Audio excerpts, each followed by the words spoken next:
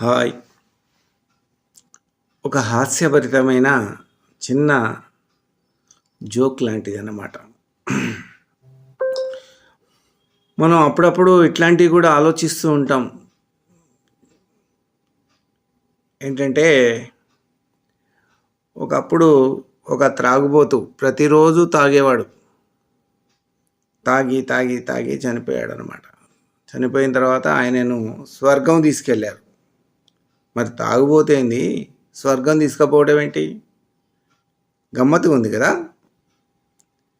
ఏం లేదు, స్వర్గంలో అటు ఇటు తిరిగాడు.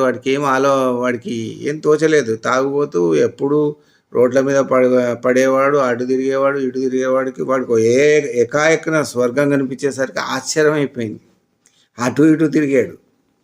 తిరిగితే వెంటనే అక్కడికి ఒక యమధర్మరాజు కనబడ్డాడు అక్కడ. మహాప్రభు నమస్కారం, ఏంటి నాకు ఈ శిక్ష? నేను ప్రతిరోజు తాగుతూనే ఉంటాను కదా, మరి నాకు ఎందుకు ఈ స్వర్గాన్ని ఇచ్చారు అని ఆ యమధర్మరాజుని అడుగుతాడు అనమాట. యమధర్మరాజు నవ్వుతూ, నాయన ఏం లేదు, నువ్వు తాగిన మాట నిజమే, నువ్వు పాపాలు చేసింది నిజమే, కానీ నువ్వు తాగావు కానీ ప్రతిరోజు అన్నం తినలేదు, ఏదో చిన్న పండ్లో లేకపోతే కూరగాయలు అవి తిన్నారు.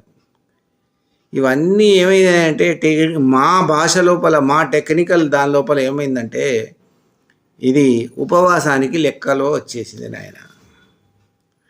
దీనిలోనే ఏకాదశి వచ్చింది, దీనిలోనే కృష్ణాష్టమి వచ్చింది, దీనిలోనే పలానా పండుగలు వచ్చాయి.